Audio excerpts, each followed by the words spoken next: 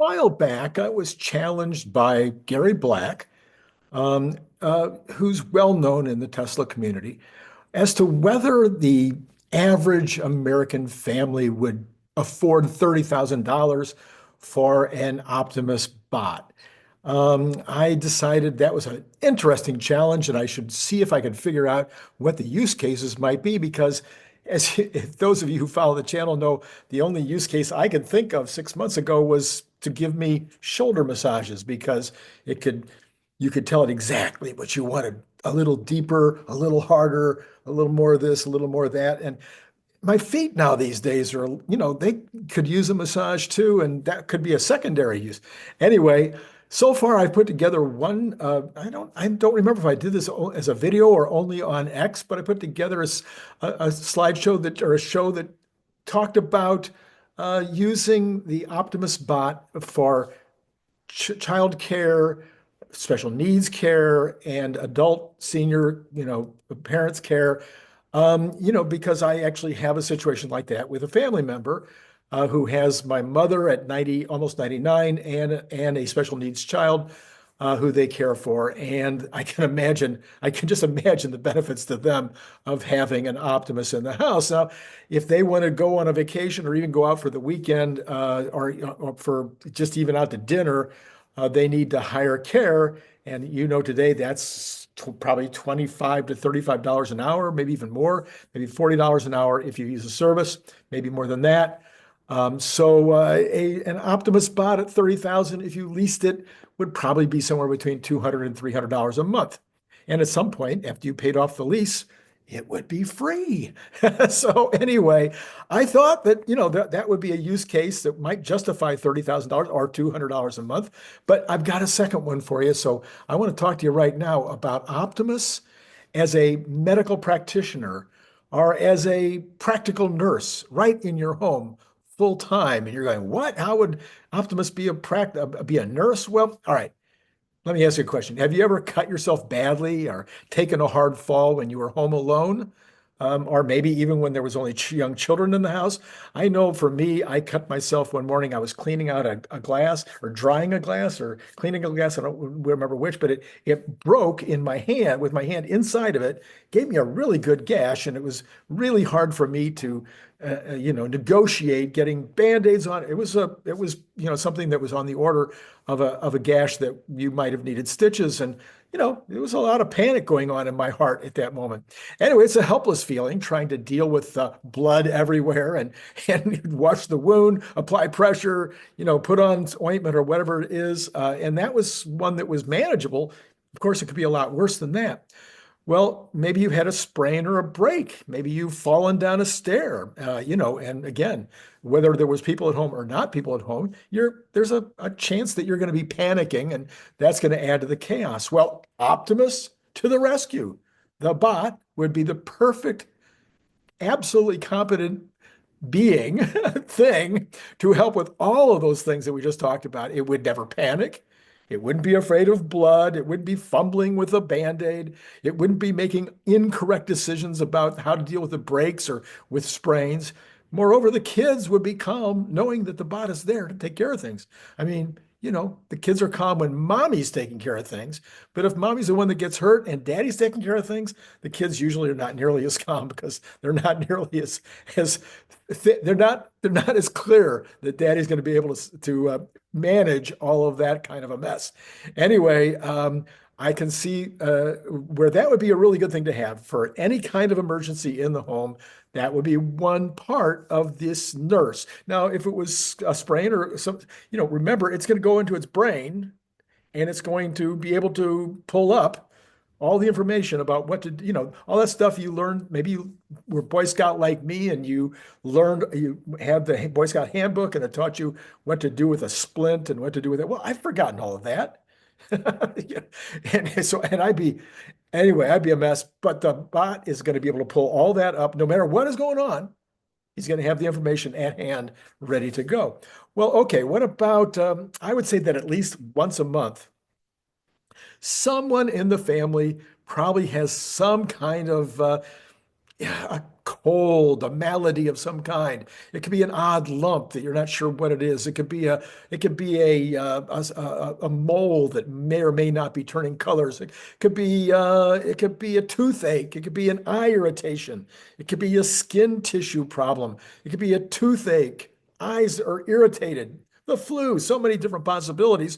And thank goodness, for the last 25 years, we've had the internet. We could go on the internet, look it up. And go, okay, yeah, well, there's a mole that kind of looks like mine, or those eyes are irritated, and in the way they're describing the irritation sounds a lot like how my eyes are irritated. Maybe this will work.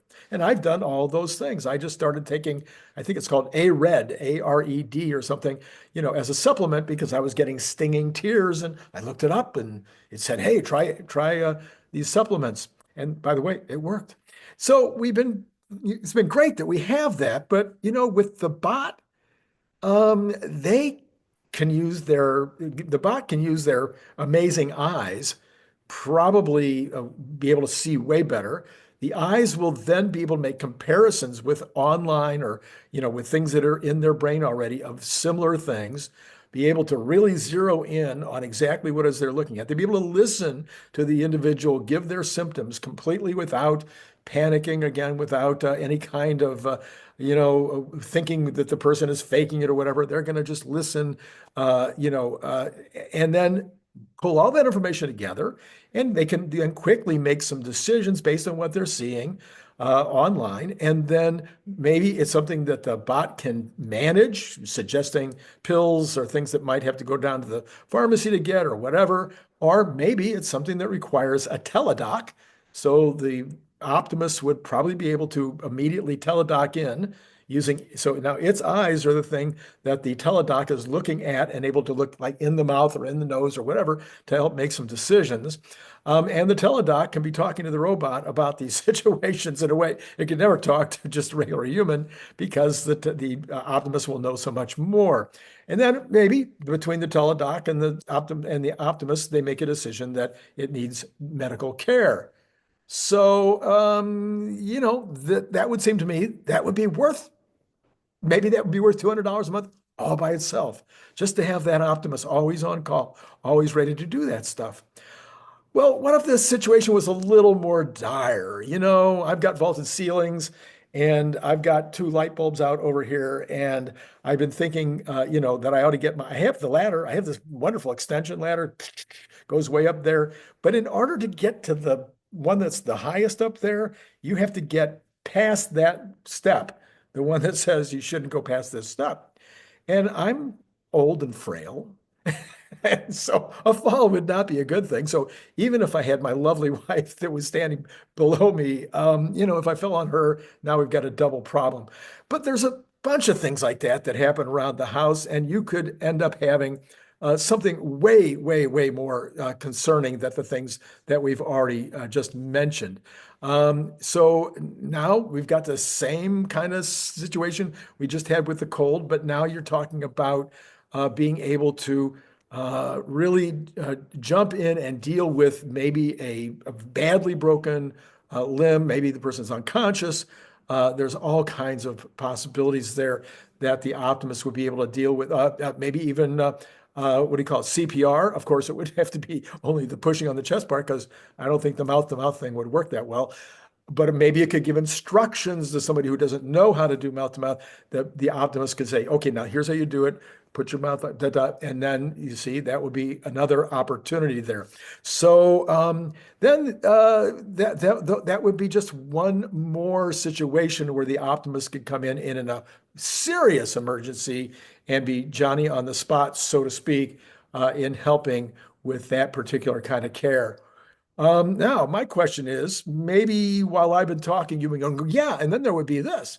Maybe, and there was this practical nurse that you've got. Oh, if you do have a senior adult or a very small child, there could be very specific things with regard to them that would also be potentially problematic in terms of dangerous situations or even, illness and things of this nature. Anyway, but I'd love to hear in your comments below, what do you think in terms of as a practical nurse? And do you think it would be, if that was all it could do, Would you pay $200 a month to have somebody in the house like that? I think I would. And not only that, you'd pay $200 a month for 5 years or 6 years, and after that, it'd be free.